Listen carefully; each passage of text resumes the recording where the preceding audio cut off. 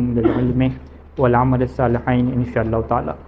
جو موضوع گفتگو ہے وہ الفصل الثالث فی کیفیت الارث حسب طبقاتہ، اور اس میں پہلے نمبر پہ ہے ارث و طبقۃ الاولیٰ، اور مسئلہ نمبر 988 بنے گا۔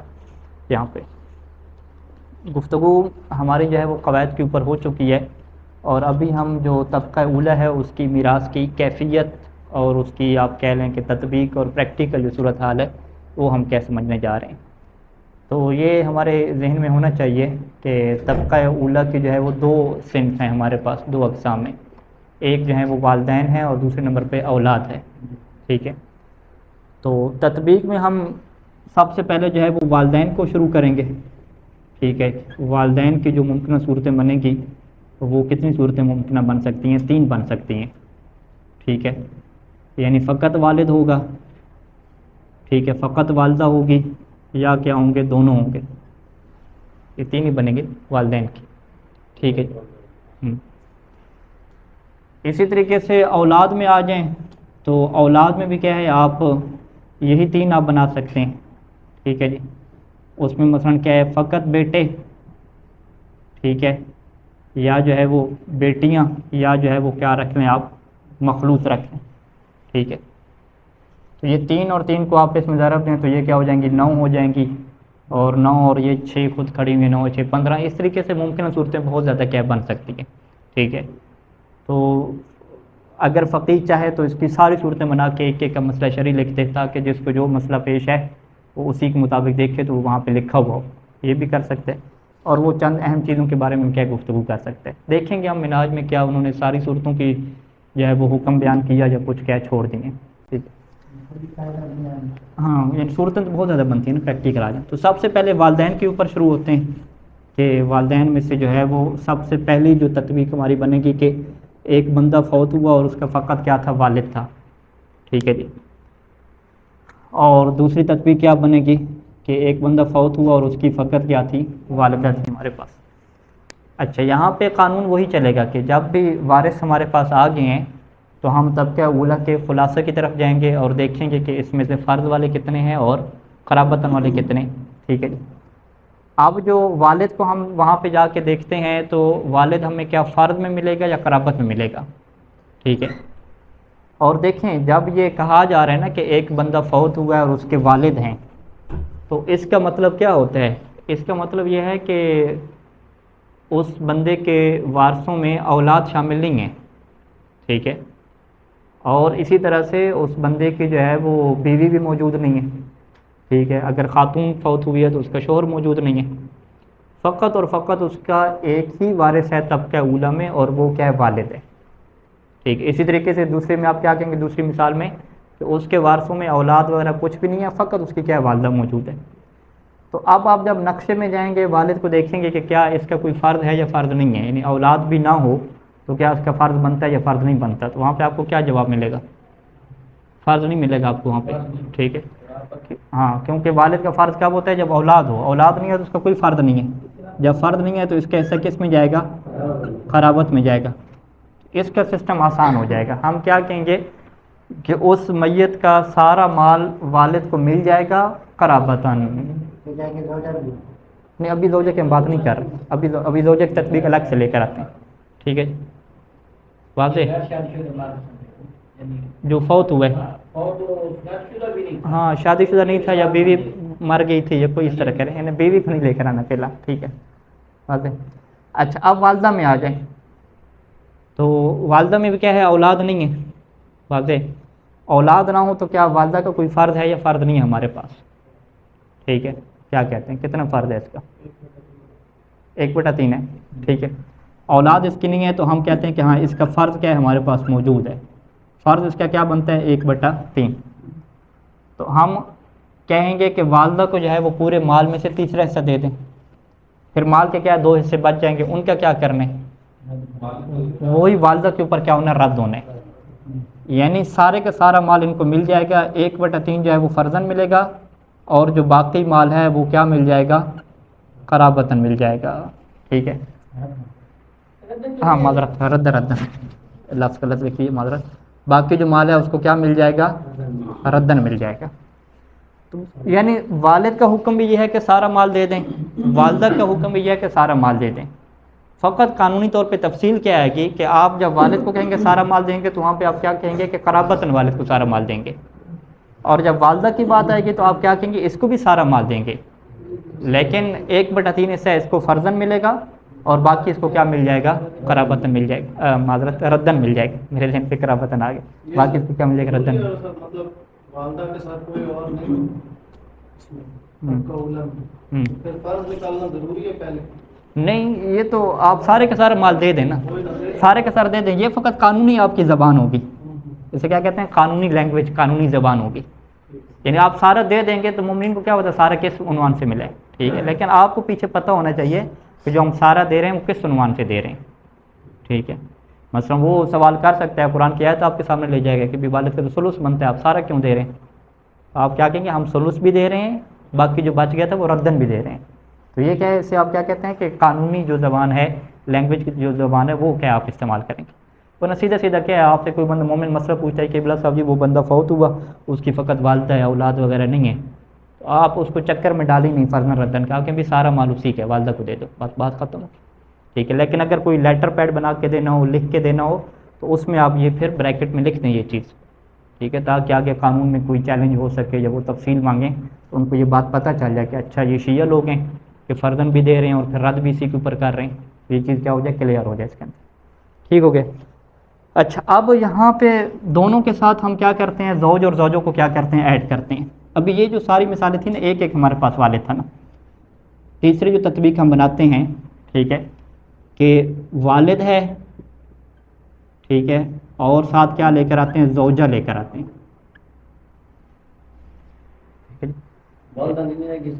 وہ چوتھی میں اب کر لیتے، ابھی ایک ایک کر لینا، اکٹھا نہیں کر لیں، والد اور والدہ اور زوجہ، ٹھیک ہے جی. ہاں الگ الگ ہیں، الگ الگ مثالیں، ایک ایک مثال ہم الگ کر رہے ہیں.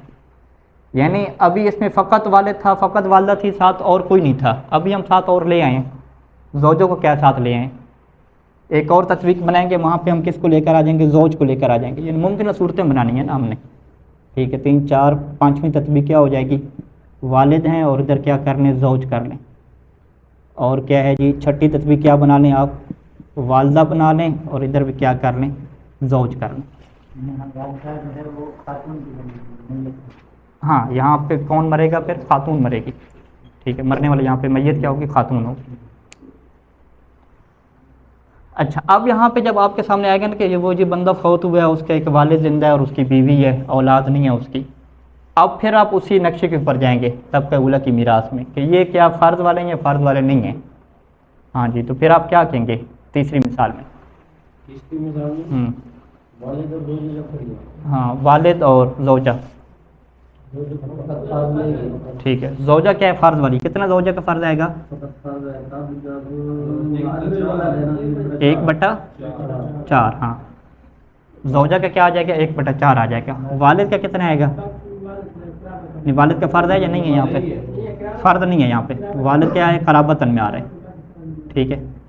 تو ایک قرابتاً والا ہو، ایک فرضاً والا ہو، تو اس کا ہمارے پاس کیا قانون تھا کہ پہلے فرضاً والے کو دے دیں، جو بچ جائے وہ سارے کا سارا کیا ہے، قرابتاً والے کو جو جائے گا. تو یہاں پہ آپ کیا کریں گے، مال کے آپ 4 حصے کریں گے، ایک حصہ جو ہے وہ بیوی کو دے دیں گے، باقی 3 حصے کیا مل جائیں گے، والد کو مل جائیں گے. قانونی زبان میں آپ کیا کہیں گے کہ والدہ کو نہیں، زوجہ کو 1/4 فرضاً مل رہا ہے اور والد کو 3/4 جو ہے وہ قرابتاً مل رہا ہے، یا باقی سارا مال کیا مل رہا ہے، قرابتاً مل رہا ہے. ٹھیک ہے، یہ واضح، یہ یعنی والد کو 3/4 دیں گے، باقی رد کر دیں گے، رد کی بات ہی نہیں ہے. ہاں، قرابت قرابتاً ہو جائے، ہاں، یعنی پہلے زوجہ کو دیکھیں، یہ آپ نے اس خلاصے میں ہم نے کہا تھا لکھیں آپ کہ جب بھی ایک فرضاً والا ہو اور ایک قرابتاً والا ہو تو پہلے کس کو دینا ہے، پھر فرضاً والے کو دینا ہے. آپ کہیں پہلے فرضاً والے کو دے دیں، باقی جو بچ جائے وہ کس کا ہو جائے گا، قرابتاً والے کا ہو جائے گا. یہ قانون بنا تھا ہمارے ساتھ، ٹھیک ہے. اچھا، اب اگلی مثال پہ آ جائے کہ والدہ اور زوجہ ہے، تو اس میں سے کتنے فرض والے ہیں اور کتنے فرض والے نہیں ہیں، دونوں فرض والے ہیں، ٹھیک ہے. زوجہ کے بھی کتنا فرض ہے ہمارے پاس، 1/4، اور والدہ کے کتنے ہیں ہمارے پاس؟ 1/3 ہے، ٹھیک ہے جی. اچھا والدہ کا 1/3، زوجہ کا 1/4. اب دونوں فرد والے ہو گئے ہیں تو اگلا سوال ہمارا کیا ہوتا ہے کہ اگر دونوں فرد والے ہیں تو کیا دونوں کے اوپر رد ہوتا ہے یا رد نہیں ہوتا؟ یہ بھی ہم نے دیکھنا ہوتا ہے. تو والدہ کے اوپر رد ہوتا ہے یا نہیں ہوتا؟ ہوتا ہے. زوجہ کے اوپر رد نہیں ہوتا. لہٰذا ہم کہیں گے کہ زوجہ کے اوپر رد نہیں ہوتا تو ہم دونوں میں سے جو ہے وہ سب سے پہلے کیا ہے، جس کے اوپر رد نہیں ہوتا اس کو اپنا فرد دے دیں گے، اور باقی جو بچے گا وہ کس کا ہو جائے گا؟ اس دوسرے کا ہو جائے گا. یعنی جو باقی بچے گا وہ فرضاً بھی اسی کا ہو جائے گا اور ردن بھی اسی کا ہو جائے گا. ٹھیک ہے. تو اس کا سمپل طریقہ کیا ہے کہ آپ مال کے 4 حصے کریں، 1/4 جو ہے وہ زوجہ کے نکال دیں، باقی جو بچ جائے نا اس میں آپ کیا کہہ دیں کہ باقی جو بچ گیا وہ والدہ کو دے دیں، اور ساتھ ایک تفصیل دے دیں کہ باقی میں کیا ہے، فرضاً و ردن. یوں کہہ دیں کہ باقی جو ہے وہ فرضاً اور ردن کس کو مل جائے گا جی؟ والدہ کو کیا مل جائے گا. یوں آپ کہہ دیں، یہ شارٹ کٹ طریقہ ہے. ٹھیک ہے. ہاں جی ہاں ظاہری بات ہے، وہ تو قانون کلی ہے کہ پہلے طبقہ میں اگر ایک بھی موجود ہو تو رد دوسری کی طرف نہیں لے کر جانا، کیونکہ یہ تعصیب ہو جائے گی. ہم تعصیب کے قائل نہیں ہیں.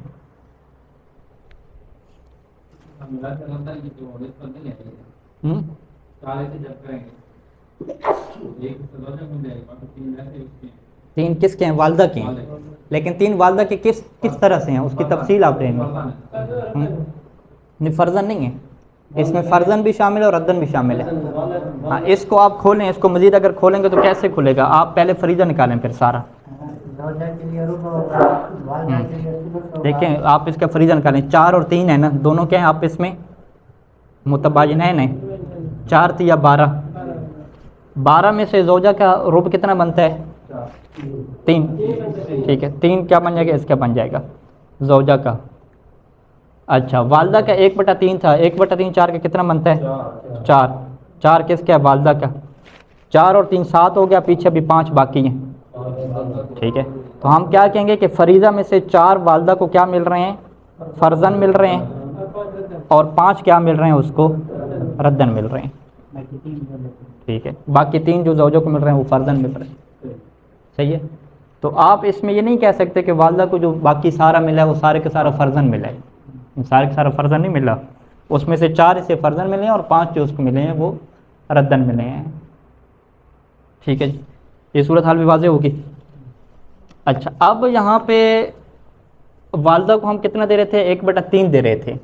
لیکن کچھ صورتیں ایسی بنتی ہیں کہ جب والدہ کو 1/3 نہیں ملتا بلکہ کیا ملتا ہے؟ 1/6 ملتا ہے. ٹھیک ہے جی. 1/6 والدہ کو کیوں مل رہا ہے جی؟ کس وجہ سے؟ ہاں کیونکہ کہیں گے للحاجب. اس کو کیسے لکھیں گے؟ للحاجب، یعنی للحاجب. اگر وہاں پہ حاجب موجود ہوا، یعنی جو بندہ فوت ہوا ہے ہم دیکھیں گے کہ اس کے بھائی بہنیں ہیں یا نہیں ہیں. حاجب کی شرائط بھی انشاءاللہ پڑھیں گے. تو اگر اس کا حاجب موجود ہوا تو اب ہم کیا کہیں گے کہ والدہ کو جو ہے وہ 1/3 فرضاً نہیں ملے گا، بلکہ کیا ملے گا؟ 1/6 فرضاً ملے گا. نتیجہ ایک ہی نکلے گا، یعنی باقی سارا ملنا والدہ کو ہی ہے، لیکن آپ اس کے اندر دقت میں جا رہے ہیں کہ بھئی کتنے حصے اسے فرضاً مل رہے ہیں اور کتنے کیا ردن مل رہے ہیں. اس میں تھوڑا کیا آ جائے گا؟ فرق آ جائے گا. وگرنہ سیدھا سیدھا آپ موٹا موٹا صاحب کیا کریں گے کہ 1/4 زوجوں کو دے کے باقی سارا کس کو مل جائے گا؟ والدہ کو مل جائے گا فرضاً و ردن. اب چاہے باقی جو سارا مل رہا ہے اس میں سے 1/3 والدہ کا فرضاً ہے یا 1/6 والدہ کا فرضاً ہے، اس پہ کیا فرق نہیں پڑتا. ٹھیک ہے. یہاں پہ کوئی ثمرہ مترتب نہیں ہوتا. واضح ہو گیا. اچھا اب یہی جو مثالیں ہیں اسی میں ہم زوجہ کی بجائے کیا لے کر آ جائیں؟ زوج لے کر آ جائیں، شوہر لے کر آ جائیں. ٹھیک ہے جی. والد کے ساتھ کیا رکھیں آپ؟ شوہر رکھیں. اور ادھر سے والدہ کے ساتھ بھی کیا رکھیں؟ زوج رکھیں، شوہر رکھیں. یعنی پھر فوت کون ہوا ہے؟ زوجہ فوت ہوئی ہے. یعنی خاتون فوت ہوئی ہے، اس کا شوہر ہے اور اس کے کیا ہیں؟ والد موجود ہیں. دوسری مثال میں کیا ہے؟ خاتون فوت ہوئی ہے، اس کا شوہر ہے، اس کی کیا موجود ہے؟ والدہ موجود ہے. ٹھیک ہے. اب شوہر کا کتنا حصہ بنتا ہے؟ 1/2 بنتا ہے، اولاد نہیں ہے. تو تو شوہر کا کیا ہو جائے گا 1/2. تو اب ہم کیا کہیں گے کہ شوہر کو 1/2 دے دیں اور والد کو بھی کیا دے دیں 1/2 دے دیں. آدھا آدھا نا، نصف. شوہر کو جو نصف ملے گا وہ فرضاً ملے گا اور والد کو جو نصف ملے گا وہ کیا ملے گا قرابتاً ملے گا. ٹھیک ہے جی. یہاں پہ آ جائیں، یہاں پہ اگر حاجب نہیں ہے تو والدہ کا کیا بنتا ہے 1/3 اور شوہر کا کیا بنتا ہے 1/2. ہم کیا کہیں گے کہ نصف زوج کو دے دیں، شوہر کو دے دیں، باقی جو بچ جائے وہ والدہ کا ہو جائے گا فرضاً اور ردن، کیونکہ شوہر کے اوپر بھی کیا رد نہیں ہوتا. جب شوہر کے اوپر رد نہیں ہوتا تو باقی سارا کس کا ہو جائے گا والدہ کا ہو جائے گا فرضاً اور ردن. چاہے 1/3 ہو یا کیا ہو 1/6 ہو، اس میں کیا فرق نہیں پڑتا. ٹھیک ہو گیا جی. تو یہ ساری جو مثالیں تھیں اس میں والد اور والدہ اکیلے ہم نے رکھے ہیں، ابھی ملا کے ہم نے نہیں رکھے. ٹھیک ہے، اگر دونوں کٹھے موجود ہوں پھر کیا صورتحال ہوگی وہ ابھی بعد میں پڑھتے ہیں. حاجب کی صورت بنائے کہ اس میں 1/6 ہوگا. 1/6 فرضاً ہو جائے گا والدہ کا حاجب والے سے، باقی اس کو ردن مل جائے گا. حاجب کو تو کچھ نہیں ملتا نا. حاجب اسے کہتی اس لیے ہیں کہ وہ فقط والدہ کا جو حصہ زیادہ بنتا تھا نا وہ زیادہ کی بجائے اس کا فرض تھوڑا کر دیتے ہیں، بس وہ رکاوٹ بنتے ہیں. آگے فائدہ ہوگا، ابھی ہم جب مکس اپ مثالیں نہیں آئیں گے اس میں قاعدہ فائدہ ہوگا، والدہ کے ساتھ تھوڑا ہو جائے گا، والد کو زیادہ مل جائے گا. ٹھیک ہے، ابھی یہاں ان مثالوں میں کوئی فائدہ ظاہر نہیں ہوا نا. آپ کہیں بھائی فرضاً کے ردن کے کیا مل تو سارا رہا ہے نا والدہ کو، یہاں پہ فائدہ ظاہر نہیں ہو رہا. لیکن اگلی جو مثالیں آ رہی ہیں جب زیادہ وارث آتے جائیں گے تو اس میں کیا ہوگا فائدہ ظاہر ہوگا. ٹھیک ہے، اب آ جائیں تطبیق کے اوپر آ جائیں اس کی. اچھا، مسئلہ نمبر 988. للاب المنفرد. للاب المنفرد کا کیا مطلب ہے کہ فقط اس کا باپ ہی ہے، بس اکیلا باپ ہے اور کوئی وارث ہی نہیں ہے. طبقہ اولیٰ میں اور کوئی وارث ہی نہیں ہے، فقط اب منفرد ہے. للاب المنفرد تمام ترکت المیت بالقرابت. ٹھیک ہے، اکیلے باپ کے لیے میت کا تمام ترکہ ہوتا ہے کس کے سبب سے؟ بالقرابت، قرابت کے سبب سے ہو جاتا ہے. وللام المنفرد، اور اگر فقط ماں ہو اس کی تو اس کے لیے بھی کیا ہوتا ہے تمام ترکہ ہو جاتا ہے، وہ بھی ایزن ہو جاتا ہے. لیکن اس میں ڈیٹیل کیا رہتی ہے قانونی زبان میں کہ الثلث منہا، کہ وہ جو تمام ترکہ تمام میراث والدہ کو دے رہے ہیں، الثلث منہا بالفرض، اس میں سے ثلث جو ہے وہ 1/3 فرضاً مل رہا ہوتا ہے. والزائد علیہ بالرد، اور کیا ہوتا ہے جی اس سے جو زیادہ مل رہا ہوتا ہے وہ ردن مل رہا ہوتا ہے. ٹھیک ہو گیا. وَلَوْ اجْتَمَعَ أَحَدُ الْأَبَوَيْنِ، اور اگر والدین میں سے ایک یعنی والد یا والدہ یہ جمع ہو جائیں کس کے ساتھ؟ مع الزوج، شوہر کے ساتھ جمع ہو جائیں، یعنی والد اور شوہر یا والدہ اور شوہر، تو کان لہ النصف، کان لہ یعنی للزوج، تو شوہر کا کتنا حصہ بنتا ہے فرضاً؟ نصف بنتا ہے 1/2. تو شوہر کو کیا دے دیں گے 1/2 دے دیں گے. اچھا، وَلَوْ اجْتَمَعَ مع الزَّوْجَةِ، اور اگر یہی احد الابوین یہ جمع ہو جائیں کس کے ساتھ؟ زوجہ کے ساتھ جمع ہو جائیں، تو کان لہا الربع، تو زوجہ کو کتنا مل جائے گا؟ ربع، 1/4 مل جائے گا. اب شوہر کو جو ہے وہ 1/2 دے دیا پہلی والی مثال میں، اور دوسری والی مثال میں زوجہ کو 1/4 دے دیا. باقی کا کیا کرنا ہے؟ کہنا ہے کہ وَيَكُونُ الْبَاقِي لِأَحَدِ الْأَبَوَيْنِ، اور باقی کیا ہے والدین میں سے جو بھی ہوگا چاہے والد ہو جو والدہ ہو باقی سارا اس سے مل جائے گا. ٹھیک ہے، تفصیل کیا ہوگی کہ اگر وہ ایک جو ہے وہ والدین میں سے باپ ہوا تو ہم کیا کہیں گے کہ للاب قرابتاً، اگر باپ ہوا تو اس کو قرابتاً سارا مل جائے گا. وللام، اگر ماں ہوئی تو ماں کو کیا سارا کیسے ملے گا؟ فرضاً و ردن. یہ دو صورتیں آئیں گی، اگر ماں ہوئی تو اس کو فرضاً بھی ملے گا اور ردن بھی ملے گا، لیکن نتیجہ ایک ہی نکلے گا کہ سارے کا سارا کس کو مل جائے گا؟ ماں کو مل جائے گا. ٹھیک ہے جی، یہ ساری مثالیں تھیں کہ جس میں والد اور والدہ اکیلے آ رہے تھے. اگلا جو مسئلہ ہے کہ والد اور والدہ دونوں کٹھے ہیں، یعنی ایک بندہ فوت ہوا یا ایک بندی فوت ہوئی، اس کے والدین زندہ ہیں، اب جو ہے وہ میراث کے کیسے کریں گے؟ اب اس کی کہ ہم تفصیل لے کر آتے ہیں.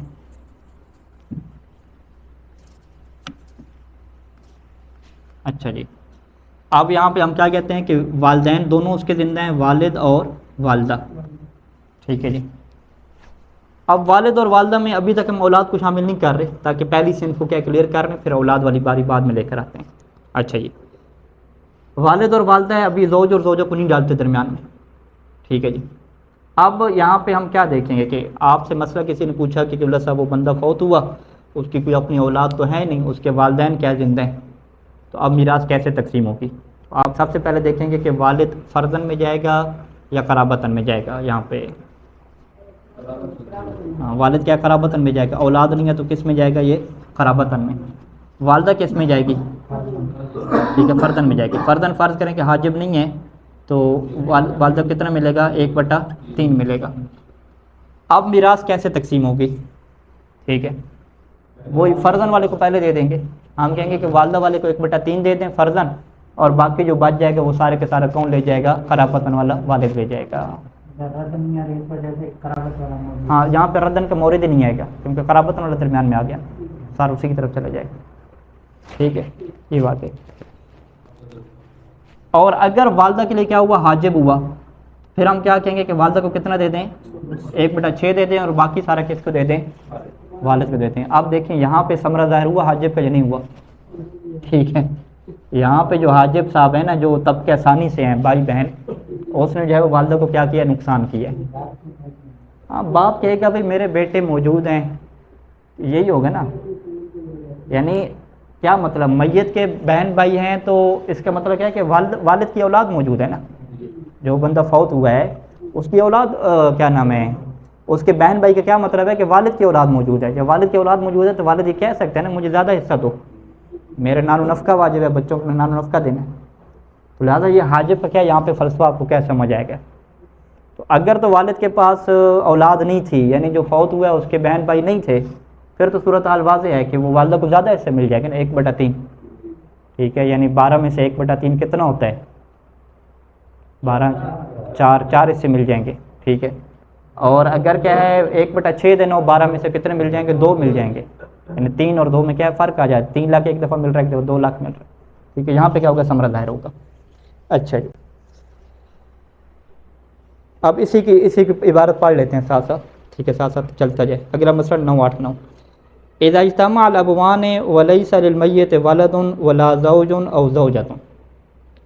اجتماع الابوان یعنی دونوں موجود ہیں, ابوان اب اور والدین موجود ہیں. ولیس للمیت, اور جو فوت ہوا ہے اس کے کوئی اولاد بھی نہیں ہے. ولیس للمیت ولد, اس کی کوئی اولاد بھی نہیں ہے. ولا زوج, اس کا کوئی شوہر بھی نہیں ہے, یعنی اگر وہ خاتون فوت ہوئی ہے تو اس کا میت خاتون ہے تو شوہر نہیں ہے. او زوجۃ, یا اگر فوت ہونے والا مرد ہے تو اس کی کوئی زوجہ بھی نہیں ہے.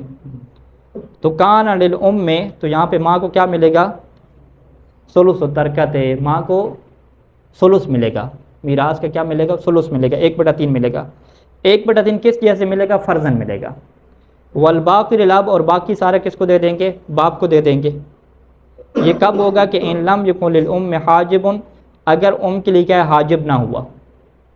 حاجب کیا نہ ہوا, یعنی من اخوت المیت و اخواتی. حاجب کیا ہوتا ہے, میت کے بھائی اور میت کی بہنیں, جس کی شرائط کیا بعد میں آئیں گی. وہ اما مع وجود الحاجب, اگر حاجب ہوا تو پھر ماں کو تھوڑا ایسا ملنا ہے. فللام السدس, تو پھر ماں کو کیا چھٹا ایسا ملے گا. والباقی, اور جو باقی 5 حصے ہیں وہ کس کو مل جائیں گے, باپ کو مل جائیں گے. ولا تارث الاخوۃ والاخوات, یہ جو حاجب ہیں بھائی اور بہنیں جو حاجب بنے ہیں, یہ کوئی چیز میراث میں نہیں لیں گے. ولا تارث الاخوۃ والاخوات شیئا, ان کو کچھ بھی نہیں ملے گا. ٹھیک ہے. وان حاجبوا الام عن الثلث, اگرچہ یہ حاجب بن گئے ہیں, رکاوٹ بن گئے ہیں, ماں کے لیے رکاوٹ بنے ہیں ثلث سے. پہلے 1/3 ملنا تھا, 3 لاکھ مل رہا تھا, ابھی کیا یہ 1 لاکھ اس کا تھوڑا انہوں نے کر دیا. رکاوٹ بنے ہیں لیکن ان کو خود بھی کچھ نہیں ملا, ان کے باپ کو ملا ہے. اب باپ کی جو ہے وہ مرضی ہے, ان کو کتنا دے گا, یا وہ صورت حال واضح ہے. ٹھیک ہے جی. اچھا, اب اسی صورت میں ہم زوج کو کیا انٹر کر رہے ہیں. ٹھیک ہے جی. والد ہیں, والدہ ہیں, اور تیسرا کیا ہے, ہم ساتھ انٹر کر دیں گے شوہر کو. ہاں جی, والد قرابتاً میں ہے, والدہ کیا ہے, اگر حاجب کے بغیر دیکھیں تو 1/3, اور زوج کتنا ہے, 1/2. ٹھیک ہے جی. 2 فرد والے ہیں اور ایک کیا ہے ہمارے پاس, قرابتاً والے. ٹھیک ہے. جب بھی آپ کے پاس 2 فرد والے آتے ہیں تو آپ یہ دیکھتے ہیں کہ کیا ان دونوں کے اوپر رد ہوگا یا ایک کے اوپر رد ہوگا. ٹھیک ہے. تو والدہ جو ہے وہ فرد کے ساتھ ساتھ رد والی بھی ہے, ایسی ہے, لیکن زوج کیا ہے, رد والا نہیں ہے. کیا نہیں آئے گا, نہیں, پہلے ہم کہ والدہ رد والی ہے یا نہیں ہے, رد والی ہے. ٹھیک ہے. تو لیکن زوج کیا ہے, رد والا نہیں ہے. ٹھیک ہے، دو فرض آ گئے نا. ہم کہیں کہ قرابت ان کو تو آپ چھوڑ دینا، وہ تو جو بچے گا آخر پہ سارا اس کو ہی دینے. پہلے آپ ان کی بات کریں کہ ان میں کس کو مقدم کرنا ہے. ٹھیک ہے، ہم کیا کہیں گے کہ چونکہ قرابت والا ہے لہٰذا والدہ کو بھی رد نہیں ہوگا. ٹھیک ہے، فقط والدہ اور زوج کو دیکھیں تو ہم کہیں گے والدہ رد والی بنتی ہے تو زوج کیا رد والا نہیں بنتا. ٹھیک ہے، تو آپ کیا کریں گے 1/2 اور 1/3. اب اس میں سے کیا کرنا ہے آپ نے وہ نکالنا پڑے گا عدد آپ کو. ٹھیک ہے، 3 اور 2 آپس میں کیا ہیں متباینان ہیں، تو فریضہ آپ کیا ہے 6 کا نکالیں گے. 6 میں سے 3 کیا ہے زوج کو دے دیں گے اور والدہ کو کیا مل جائے گا 2 حصہ مل جائے گا. 3 اور 2 5 اور والد کو کیا مل جائے گا 1 مل جائے گا. قبلہ صاحب خاتون کو زیادہ مل گیا ہے. ہاں تو خیر مل گیا، یعنی کہ والد صاحب کو 1 لاکھ ملا، والدہ کو کتنا مل گیا 2 لاکھ مل گیا. 6 کا 1/3 کیا ہوتا ہے 2 لاکھ ہوتا ہے. ٹھیک ہے، تو اسے ہم کیا کہتے ہیں کہ یہ مسئلہ بھی بیان کریں کہ والد صاحب بیچارے کہہ رہے ہیں کہ میں مرد تھا، میرا کیا قصور تھا، یہ مجھے آپ نے جو ہے وہ سنگل دیا اور میرا ڈبل کس کو دے دیا میری بیوی کو دے دیا. ٹھیک ہو گیا جی مسئلہ. اب اس کی عبارت کے اوپر آ جائیں. ہاں یہ ساتھ زوجہ کی بھی کر لیتے ہیں، عبارت میں کٹھی دی ہوئی. یہ جو ہے نا زوج ہے اور ادھر آپ کیا کریں جی زوجہ کریں. ہاں جی زوجہ کا کتنا بنتا ہے زوجہ کے 1/3 کیا 1/4 ہو گیا اور والدہ کے کتنے 1/3. ٹھیک ہے، 4 اور 3 کیا ہوتے ہیں 12 ضرب دیں گے متباینین ہے. 12 میں سے زوجہ کے کتنا ہو جائے گا 4 3 12 ہوتے ہیں 3. والدہ کے کتنا ہو جائے گا 4. 4 اور 3 7 ہو گئے. پیچھے کتنا رہ گیا 5. 5 کس کے پاس چلا جائے گا والد کے پاس چلا جائے گا. والد قرابتاً میں ہے نا، والد ذی فرض ہے ہی نہیں. پہلی صورت میں ایک حصہ ملا والد کو اور والدہ کو کتنا ملا 2 ملے، روز کو 3 زوج کو 3 ملے، 6 حصے بنائے تھے نا وہاں. ٹھیک، ہاں کیا کہہ رہے ہیں اپنا نہیں ہے جو فروض میں شامل. ہاں فروض میں شامل ہی نہیں ہے. والد صاحب فروض میں شامل کب ہوتے ہیں جب اولاد ہو، جب میت کی اولاد ہو نا پھر ان کا 1/6 فرض بنتا ہے، وگرنہ نہیں بنتا. اچھا عبارت کے اوپر آ جائیں. وَلَوْ كَانَ مَعَ الْأَبَوَيْنِ زَوْجٌ، اگر ابوین کے ساتھ کیا ہو شوہر ہو. ابوین کیا مطلب یعنی والد اور والدہ دونوں موجود ہیں اور ساتھ کیا شوہر بھی ہے مرنے والے کا یعنی مرنے والی کا شوہر ہے. تو کان لہ نصف ہو تو شوہر کو کتنا ملے گا نصف ملے گا. اچھا وَلَوْ كَانَ مَعَهُمَا زَوْجَةٌ، اور اگر والدین کے ساتھ کیا ہوتی زوجہ ہوتی تو کان لہ ربع، تو زوجہ کو کتنا ملتا ربع، چوتھا حصہ ملتا. وَيَكُونُ ثُلُثُ، اور 1/3 کس کا ملے گا دونوں صورتوں میں للام میں ماں کا ہو جائے گا مع عدم الحاجب اگر حاجب نہ ہوا. والسدس معه، اگر حاجب ہوا تو ماں کو کتنا مل جائے گا سدس مل جائے گا اور باقی کس کو مل جائے گا اب کو مل جائے گا. ابھی ہم نے کس کی مثال وہ 1/3 کی مثال کی ہے بغیر حاجب کے. اب حاجب کے ساتھ 1/6 کے ہم کر لیتے ہیں، دیکھتے ہیں اس میں کیا فرق پڑتا ہے. ٹھیک ہے جی، یہی جو زوج کی مثال آپ لے لیں تو زوج کا کتنا بنتا ہے 1/2، والدہ کا کتنا بنتا ہے حاجب کے ساتھ 1/6. 6 اور 2 میں کس کے عدد کو لیں گے 6 کو لے لیں گے کیونکہ 2 6 کے اوپر پورا تقسیم ہو رہا ہے متوافقان ہیں. 6 لے لیں گے. 6 میں سے زوج کو کتنا مل جائے گا 3، والدہ کو کتنا مل جائے گا 1 اور باقی والد کو کتنا مل جائے گا 2. دیکھیں یہ حاجب نے یہاں پہ کردار ادا کیا کہ والد کو کیا ہے تھوڑا کر دیا یہاں پہ. ٹھیک ہے جی.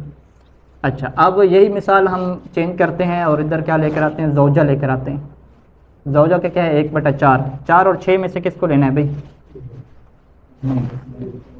یہ متوافقان ہیں. 4 6 پہ پورا تقسیم نہیں ہو رہا تو اس کا کیا قانون ہے 1 کے نصف کو دوسرے کے ساتھ ضرب دے دیں گے. 3 کو ہم ضرب دے دیں 4 کے ساتھ، 4 3 12 یا 6 2 12. ٹھیک ہے. اچھا 12 میں سے 1/4 کتنا زوجہ کا بنے گا 3، والدہ کا کتنا ہو جائے گا 1/6 2، 3 اور 2 5 اور باقی کیا رہ گیا 7. 7 کس کے ہو جائیں گے والد کے ہو جائیں گے. ٹھیک ہے، والد کے اس میں سب سے زیادہ مل گیا. ٹھیک ہے، تو یہ حاجب والی صورت کا کیا ہے ہمارے پاس حساب آ جائے گا. ٹھیک ہے. وَيَكُونُ الثُّلُثُ لِلْأُمِّ مَعَ عَدْمِ الْحَاجِبِ وَالسُّدُسُ مَعَهُ، یعنی وَالسُّدُسُ مَعَ الْحَاجِبِ.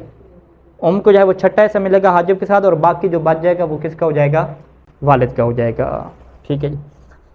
آپ یہاں پہ مسئلہ نمبر 990 ہے، اس میں حاجب کے کیا شروط بیان کر رہے ہیں.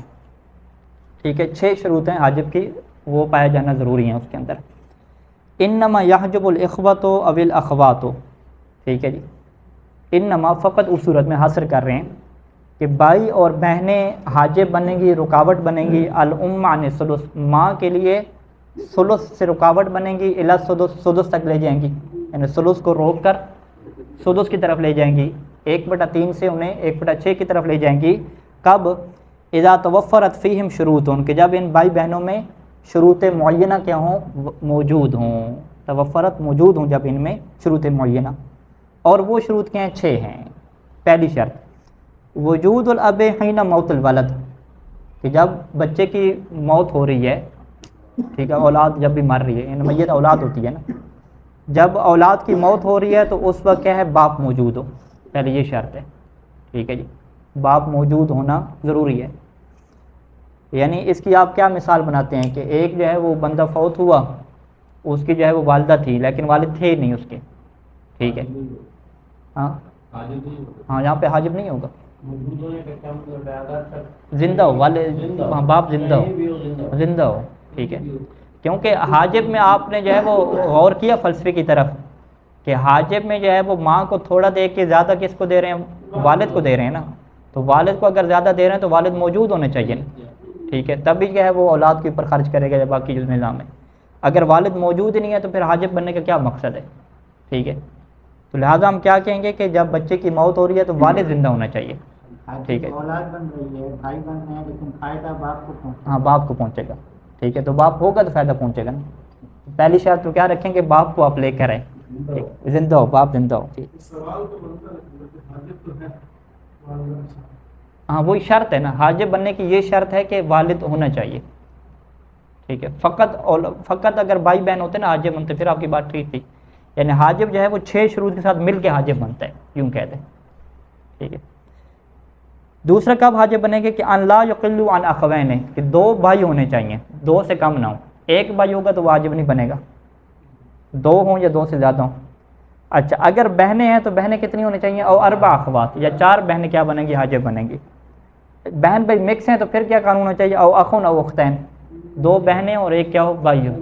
وہی جو گواہی والے قوانین ہیں نا وہ سارے کیا ہو جائیں گے؟ نافذ ہو جائیں گے.